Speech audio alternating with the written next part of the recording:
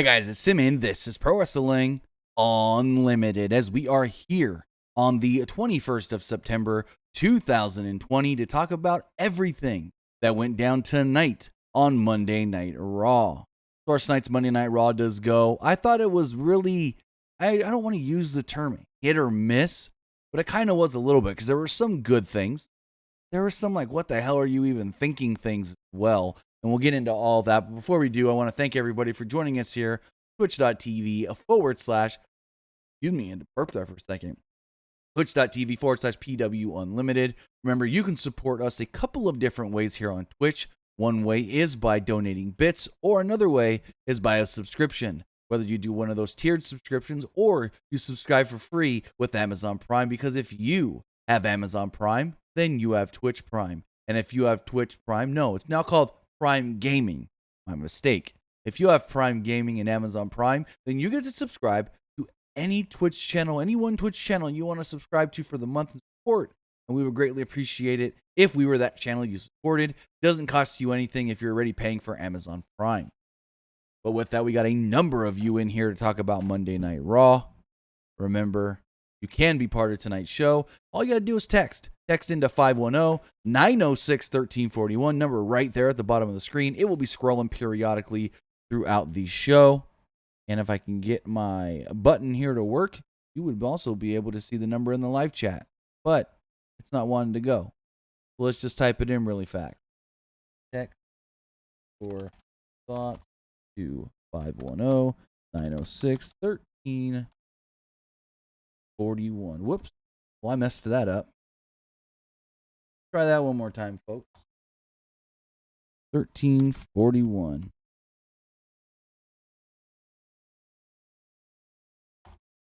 Awesome. Numbers in the live chat for you guys as well. Again, it'll be scrolling across the bottom of the screen, but we have Monday Night Raw to talk about. Enough jibber jabbering. We're already 2 minutes in on this. Let's get going. As Raw opened up with Retribution. Actually, before we even saw Retribution, we felt Retribution. Because they did the whole dun dun dun dun dun dun dun dun dun dun, right? Little intro where the WWE logo comes up with all the videos on it. But it did dun dun dun dun dun, rewound, and then it did it again, dun dun dun dun, and all of a sudden rewound again, flipped upside down, flipped back, and then finished. And Retribution made their way down to the ring, and we do now know the 5 core members of Retribution. 3 men, 2 women made their way down to the ring.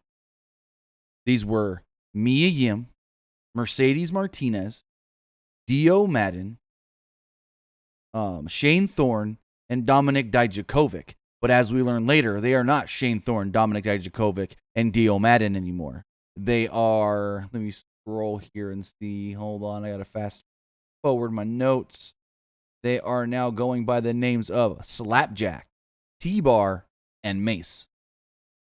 What the hell is that? I have no clue. But they come out, and Tom Phillips was frantically mentioning that the 5 core members of Retribution have all been given contracts by WWE. And because they have contracts, they can't be ran out of the building anymore. They can literally come in here and do whatever they want now, which still doesn't make any sense. Because it's like, people were getting pissed off at Randy Orton and Drew McIntyre for attacking each other.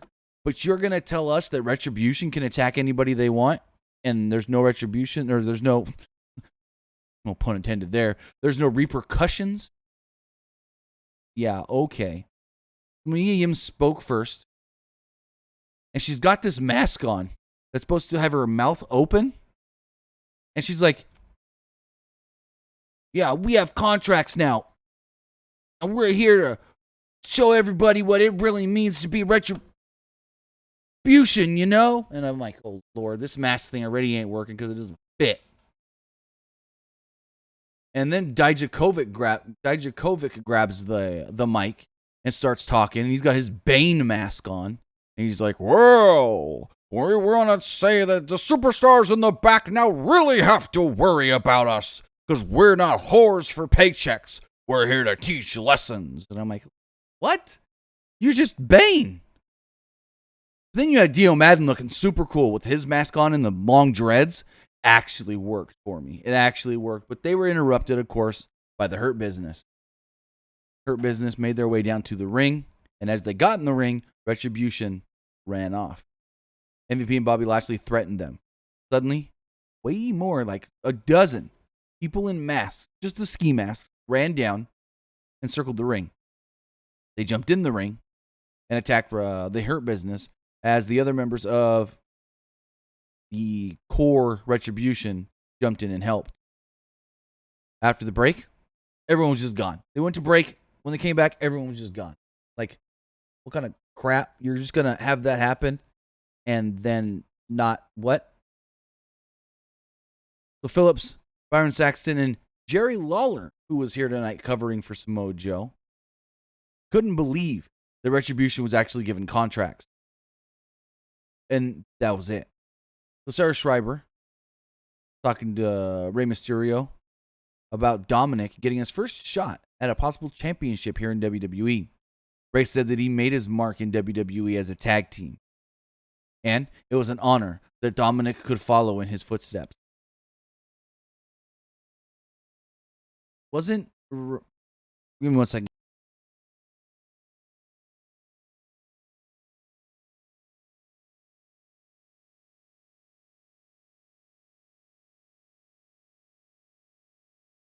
Sorry about that, guys. So, my whole thing was like, Rey made his name as a tag team. I know he teamed with Edge early on in his time in WWE, but other than that, what? With Eddie? That line didn't make sense to me. He made his name or his mark in WWE as a tag team. Yeah, okay. A couple other notes about the opening sequence, though. Mercedes Martinez, like I stated, was one of the ones out there. And the camera was shaking violently. I must have my notes out of order here. Next up, we had a number one contenders match with the winners moving on to take on the Street Profits for the Raw Tag Team titles at Clash of Champions. So the Street Profits joined commentary and no Zelina Vega with Andrade and Garza. Give me 1 second.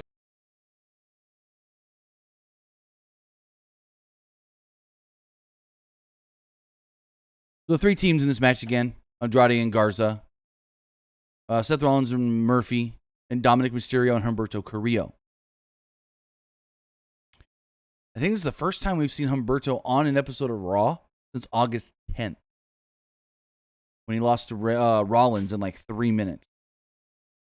So Dominic and Carrillo each hit dives early on in this match, and Rollins appeared to be impressed, as were the Street Profits on commentary. Profits said they would love to face the team of Dominic and Carrillo. Dominic gave Andrade a code red, but Garza broke up the pin. Murphy then nailed Andrade with a knee strike, but he crawled to make the cover. Rollins then left and said, I got better things to deal with. I'm done. Andrade then gave Murphy a back elbow, and Garza followed with a wing clipper. Pinned him, and we're getting this match again. Yeah, you heard me right. Andrade and Garza challenging once again for the Raw Tag Team titles. Like, really? You're kidding me.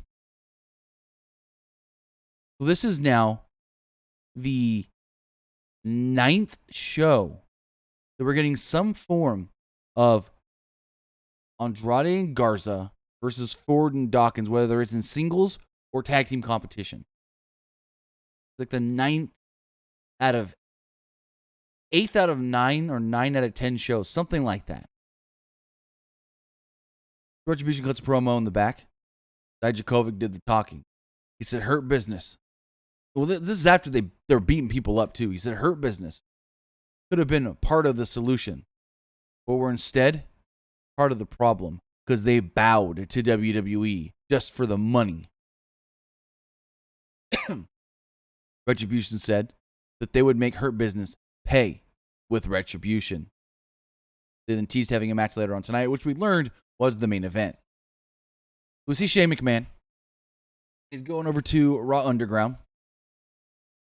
And he's like, hey, He's talking to his security guard. He's like, hey, yeah, we're going to have a great main event here tonight, Raw Underground, but I'm going to go promote it on the KO show. And his guy goes, whoa, sure you don't want me to go with you? Maybe a little backup against Owens. And Shane was like, no. I'm good. Which he was good because he did have backup at Dabba-Kato.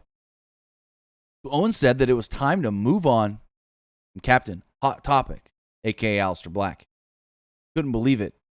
But his guest tonight was none other than Shane McMahon, and Shane made his way down to the ring. And they played Shane O'Mac chants from the crowd in attendance. So Owens and Shane acknowledged their past. Owens was going to leave it in the past because tonight he had to talk about Shane and Raw Underground. Shane talked about Dabba-Kato, who beat up Owens 2 weeks ago. Shane then invited Dabba-Kato, and Owens goes, oh, so you're just bringing your own guests to my show. Okay, I see how it is. Owens knew this was going to happen and said he was actually waiting for it because he has something to say to Dabba-Kato. He knows that Dabba-Kato will be taking on Braun Strowman tonight, but said that he will be coming for Dabba-Kato to fight one day. Owens then slapped him across the face, introducing his next guest, Braun Strowman. Strowman entered and faced off with Dabba-Kato. Shane got between them and said, whoa, not here. We're not doing this on the KO show. You wait for Raw Underground in the back. Kevin Owens went to leave, and, well, he was attacked by Aleister Black. Black yanked Owens from the ring and crotched him crotch first on the post. Black wore a covering over his eye again, even though he didn't have to wear it during the match last week. Like, he had it for the first part of the show. Then the match comes, he's not wearing the mask, the eye covering, and then he's wearing it again tonight. I don't fucking know. Charlie Caruso asked Drew McIntyre about his match with Keith Lee. McIntyre said he understood it's all business and everyone wanted to be WWE champion, or else why would you be here? He said they would laugh about it over drinks one day, but those drinks aren't tonight because he's got to go out there and beat Keith Lee.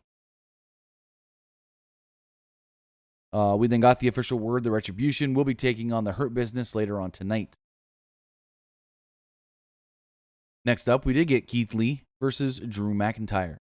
Match went about 12 minutes and, well, ended in DQ. It's a Keith Lee match on Raw. Of course it's going to end in DQ. Lee drove McIntyre over the top rope using a running body block early. McIntyre followed soon later, though, with the backdrop onto the announce table, which didn't break. McIntyre briefly stopped Lee's comeback, but Lee clocked him with a forearm right to the injured jaw. Lee hesitated before making the cover, though. He only got a 2 off of it. McIntyre came back with a spine buster for a 2, followed by a neck breaker for a 2. Lee blocked a DDT and used a slam for a 2. Then he hit a clothesline, again, only got a 2 off of it. Lee set up for a spirit bomb, but McIntyre slipped out and hit a claymore kick. This is when Randy Orton would attack from behind with a steel chair and hit the champ. Yet again, like I stated, another Keith Lee match on Raw that ends in disqualification. It's basically like they go, we really like Keith Lee. We can't beat him, but, well, he can't win in the situation we put him in, so yeah.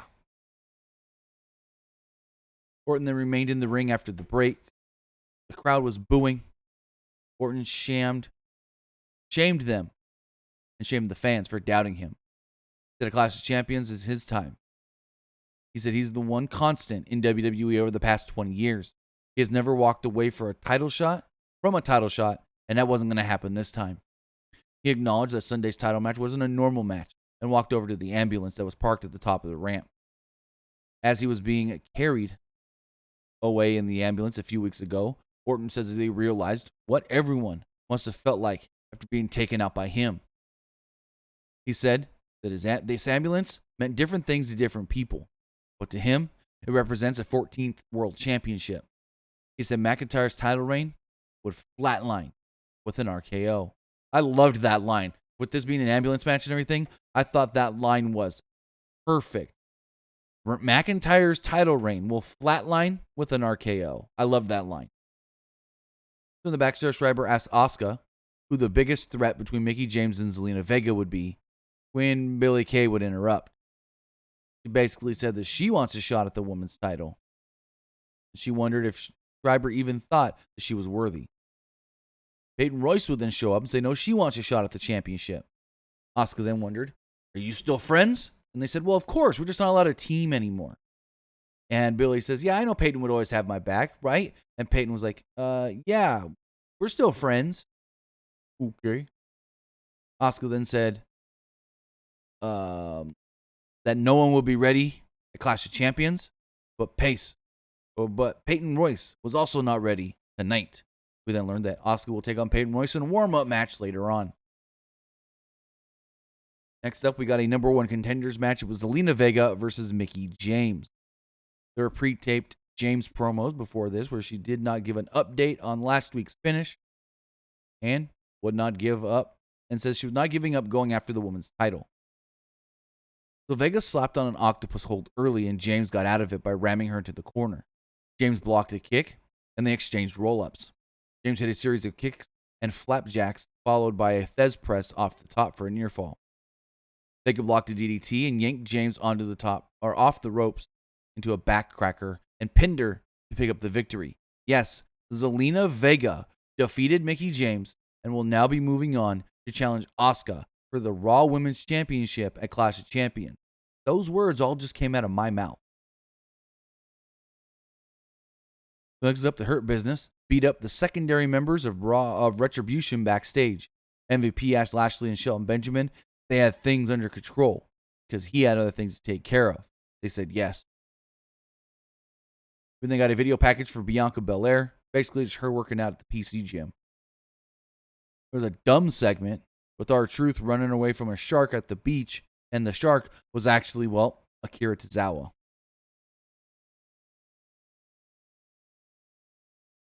MVP and Alexander were in the ring at this point. MVP said Retribution would be facing them in a 6-man tag match later on tonight, but they had a little business for Alexander. Alexander said that he found out the hard way how dangerous things can be. Alexander let Apollo Crews know that tonight wasn't about Crews getting revenge. Things were about Alexander getting his revenge. Alexander said that he didn't care about Crews or his kids, which kind of felt random, because when were kids ever brought into any of it? Crews and Ricochet then came out.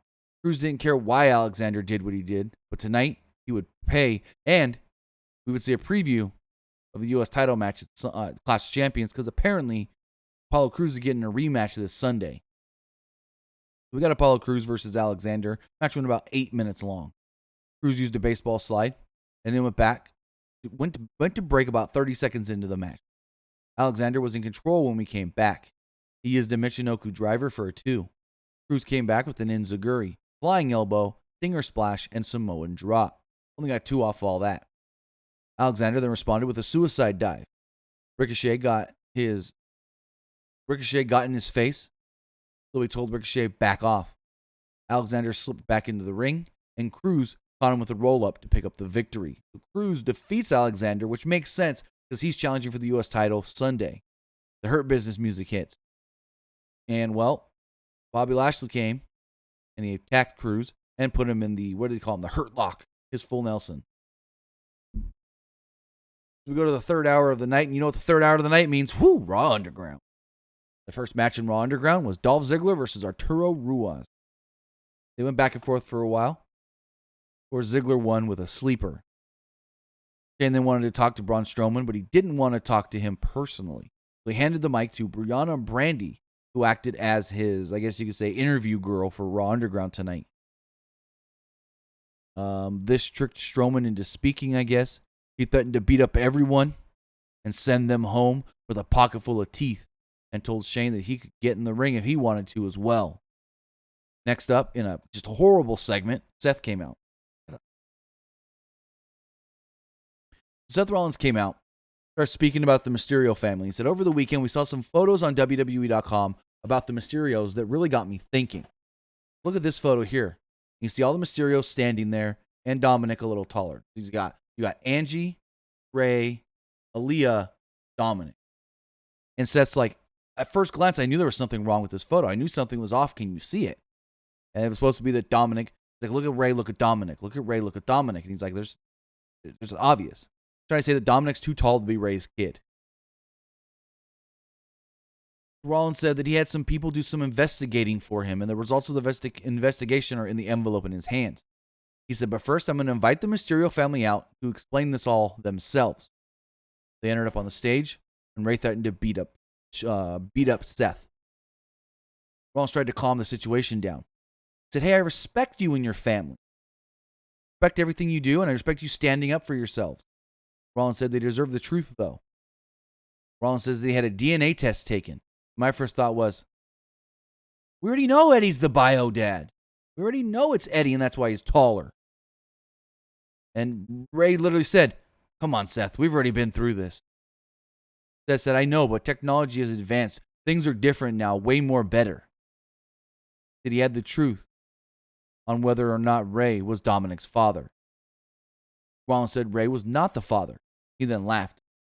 Ray said that, again, we've been through this. We know what you're trying to do. And it didn't work then, and it's not going to work now. Rollins then realized maybe there's a mistake. Maybe his investigators switched up some names and some DNA. Maybe perhaps his info isn't about Dominic, but Ray's other child, Aaliyah. Ray furiously told him, don't speak about my daughter. Ray said they already spoke about... First, Seth said, watch what happened last week, where she showed some sympathy for Murphy. Ray said, we already talked about all that and what happened with that at the end of the match. That's like, we'd rather check on him than another Mysterio. Seth said that it was because I've raised her to be caring and compassionate. You would know nothing about that, Seth. He also noted, she's only 19 years old. She's naive to this business and doesn't need to get dragged into it. This seemed to offend Aaliyah in the comments of her father, so she left. Ray was shocked here, so he left after her. Angie tried to stop him, couldn't stop him. Well, actually, Angie tried to stop Ray. She did. She left first. Ray went after her. Dominic then stared at Seth for a moment before he left as well. Seth then said, things like this happen. Things like this happened here before. It may have happened to you at home, and it's unfortunate. I'm sorry.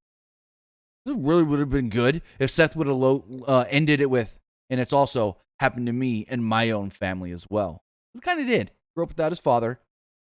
Did 23andMe, and then found out, hey, I got 2 other siblings.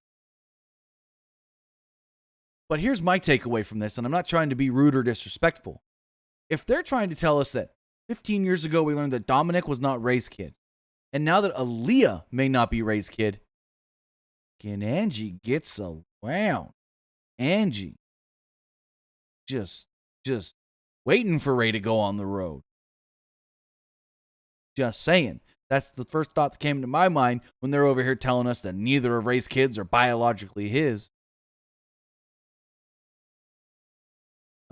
So next up, we had the women's tag team champions in a match against, well, Lana and Natty. And this was really a nothing, maybe 60-second match at best. I think it maybe went 60 seconds. We had Ruby Riott and Liv Morgan on commentary. They're challenging for the tag titles at the pay-per-view. Basically, Baszler grabbed Lana, knocked her out, put her in the Karafuda clutch, and Lana tapped. Champs went after the challengers after the match. Ruby and Morgan fought Jax and Baszler off. Baszler finally pulled Jax back.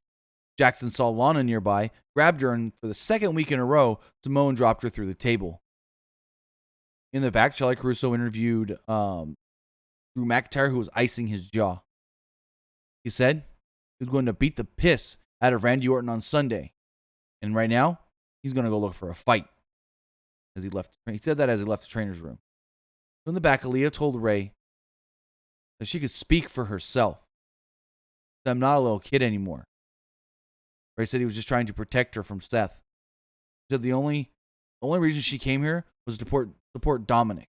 And Rollins has hurt Dominic and hurt you.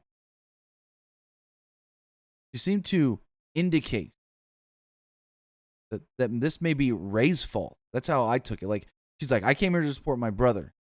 You're over here doing things I don't know what, getting people hurt and whatnot. She then basically said that she's going to worry about herself. And Ray was like, hey, I'm just worried about what Ray can do to you and your mother. And she was just like, I don't need to hear this, and left. Go back to the underground. And here's something positive with Raw Underground. You still got Eric. Typically, when a tag team has somebody in the team hurt, they both get put on the shelf. Ivar is out right now because he had neck surgery, but Eric's still here working Raw Underground. So, hey, kudos to WWE for keeping this guy on the show. Shane asked, Riddick Moss knocked him out with the right hand, though. Shane asked Brady to ask Dabba-Kato a question. She seemed too intimidated to do so. Shane then quickly took over, and he said that Strowman would find out, Dabba-Kato, that Strowman would find out what he was capable of and told Shane to get out of his face. I haven't really heard Dabba-Kato speak before. He's got a fucking great voice. He's got like a, I guess you could say, what is it, Islander accent, like maybe from Jamaica or something, but it's deep, so it sounds super cool, especially for a heel like he is. I like it. His voice fits the character really well. Next up, Asuka took on Peyton Royce with Billy Kay at ringside. Like, they're not allowed to be a team, but they can still support each other. Like, since they broke up, they still haven't been on this show separate. They broke up, they faced each other. Now, they're cornering each other. Like, what the fuck was the use of having them break up if they're just going to be together every week anyways? Like, this is bullshit. Match went 2.5 minutes long or so before it ended in a no contest or a DQ. Royce got a few near falls. Asuka gave her a roundhouse kick, tried to apply the Asuka lock, but Zelina Vega came out and caused a DQ. Asuka tried to go after Vega, and Vega bailed. This was not good at all. Murphy would then approach Aaliyah backstage. He was startled upon seeing him. He sat down next to her and tried to apologize for Rollins. He said, this is all gotten out of hand. He said, I apologize for anything that I may have done to your family and to hurt you. We'll see where this leads to, this whole Aaliyah, Murphy stuff. We go to the Underground, and it's finally time. Braun Strowman versus Dabba-Kato. And it only went about 90 seconds.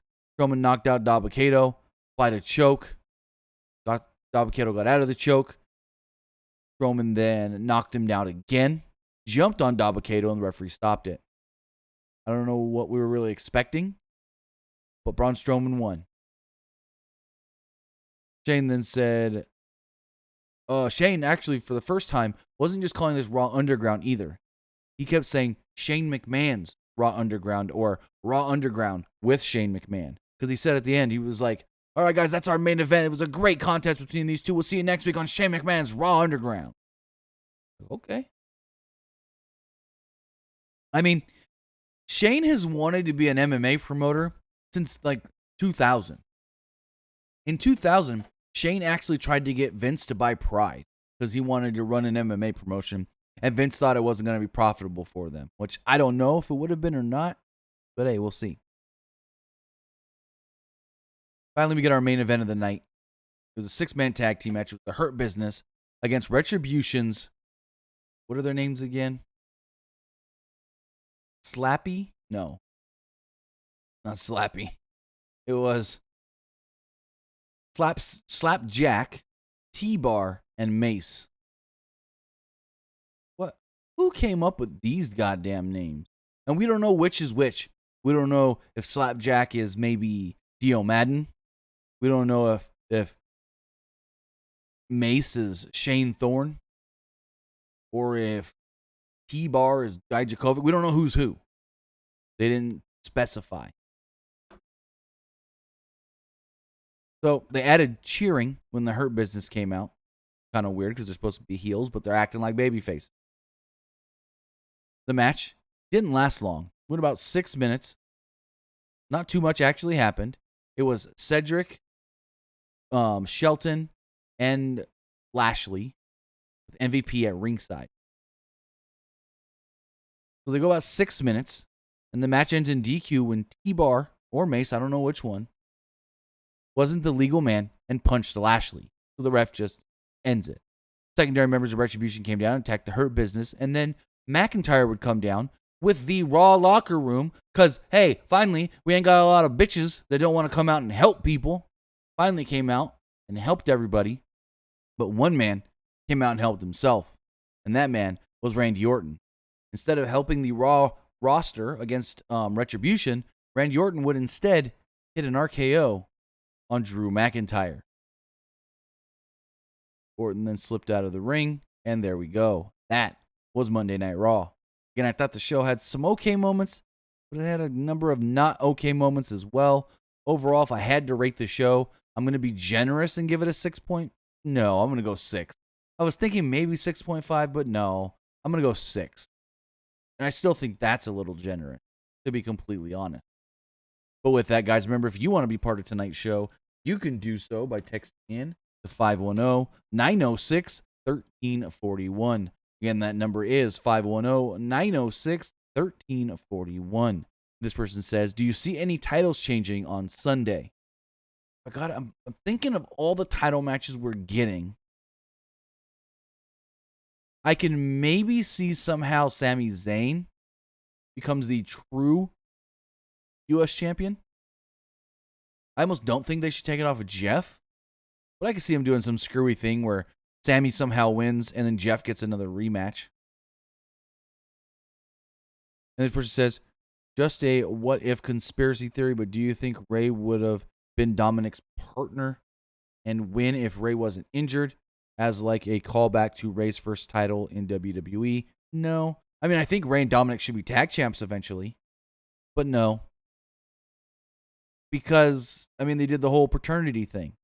And if they were doing that, then why would they have won, you know? This is leading to something else and not them challenging for the tag titles. So I don't think that would. Maybe they could have teamed together, but they wouldn't have won. Also, the person says, do you think they'll move Heavy Machinery to Raw to continue Otis and Mandy? No. There's a reason they moved Mandy, to get her away from Otis. So they're not going to move her to Raw, or them to Raw. But with that, guys, I want to say thank you for joining me here tonight to talk about Monday Night Raw. Remember, you can support us right here, twitch.tv/PWUnlimited. You can also follow us on social media. Follow us on Facebook, facebook.com/PWUnlimited. No, facebook.com/Pro Wrestling ULTD.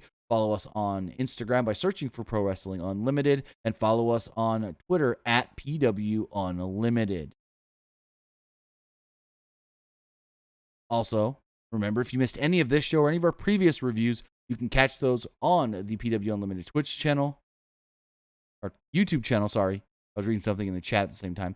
You can catch that on the YouTube channel, youtube.com/Pro Wrestling Unlimited. Have a good night, guys.